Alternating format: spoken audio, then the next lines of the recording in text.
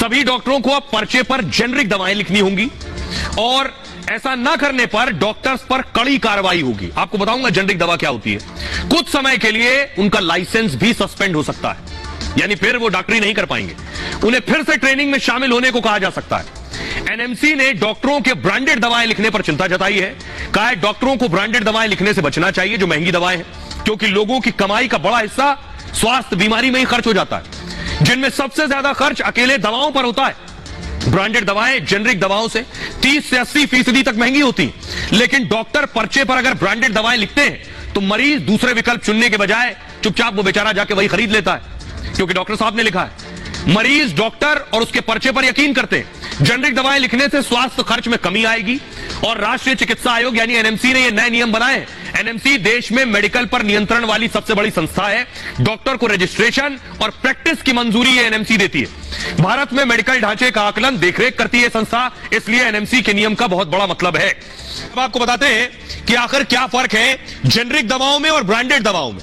दोनों में क्या फर्क है ये आप देख रहे हैं। ये है जेनरिक दवा जो सस्ती होगी और ये है ब्रांडेड दवा जो महंगी होगी। कीमत में ये फर्क है, जेनरिक सस्ती मिलेगी और ब्रांडेड महंगी मिलेगी। मूव कीजिए आगे प्लीज।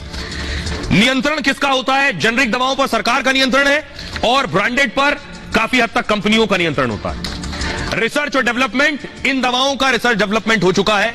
ब्रांडेड मेडिसिन का बार बार अपडेट होता रहता है। प्रचार और ब्रांडिंग, जेनरिक दवाओं को इसकी जरूरत नहीं पड़ती है।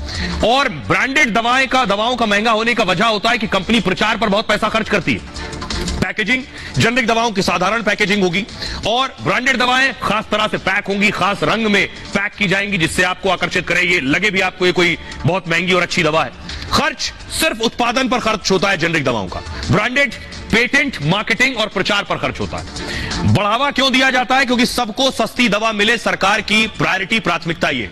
ब्रांडेड कंपनी और डॉक्टर को मुनाफा होता है अगर आपको डॉक्टर ब्रांडेड लिख रहा है तो। सॉल्ट क्या इस्तेमाल किया जाता है? जैसा इसमें इस्तेमाल किया जा रहा है वही इसमें इस्तेमाल किया जा रहा है। ब्रांडेड जैसा ही इस्तेमाल है, इसमें जेनरिक जैसा इस्तेमाल है। असर क्या है? जैसा ब्रांडेड दवा का असर होगा वैसे ही जेनरिक दवा का असर होगा। दोनों का एक जैसा असर है। कहां मिलती है? सरकारी अस्पताल में, जन औषधि केंद्र में। ब्रांडेड मेडिसिन प्राइवेट अस्पताल में, मेडिकल स्टोर्स में मिलती है। अब आपको बताता हूं कि असर बराबर है लेकिन कीमत डबल है। आप बहुत सी दवाएं खरीदते हैं, डॉक्टर ने लिख दिया अच्छी सी पैकिंग में मिलेगी, मेडिकल स्टोर से आप लेंगे, दूसरा कोई विकल्प नहीं है आपके पास तो आप खरीद लेते हैं। जैसे उदाहरण के लिए मैं आपको बताऊं, आपको बुखार आ गया तो आपने पैरासीटामोल ले ली। अब कीमत देखिए, जेनरिक पैरासीटामोल जो 4 रुपए की है वही ब्रांडेड 10 से 50 रुपए का।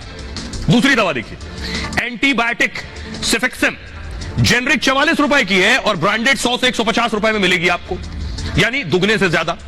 एंटीबायोटिक सिप्रोफ्लॉक्सिसिन, जेनरिक 15 रुपए की और ब्रांडेड 60 से 110 रुपए की मिलेगी। यह है मल्टीविटामिन, जेनरिक 25 रुपए और 4 गुना ज्यादा कीमत पर, उससे भी ज्यादा ब्रांडेड है, देखिए 110 से 170 रुपए।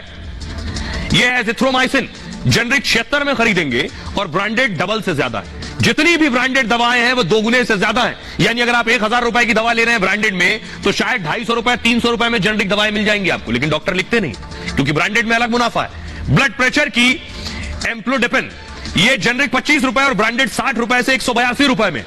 सर्दी जुकाम की सिट्रेजिन, जेनरिक 10 रुपए में, ब्रांडेड 50 से 100 रुपए में। गैस की पिंटॉप, जेनरिक 25 रुपए, ब्रांडेड देखिए जरा, दुगनी भी है, 3 गुनी भी है, 4 गुनी भी है और 5 गुनी भी। यह है मार्जिन। अब आप अंदाजा लगाइए कि इस ब्रांडेड दवा के खेल में कितना मुनाफा है, कितनी कमाई है। क्यों डॉक्टर लिखते हैं, क्यों मेडिकल स्टोर वाले लिखते हैं, आप बखूबी समझ सकते हैं। लेकिन अब डॉक्टर लिखेगा तो रजिस्ट्रेशन निलंबित हो जाए।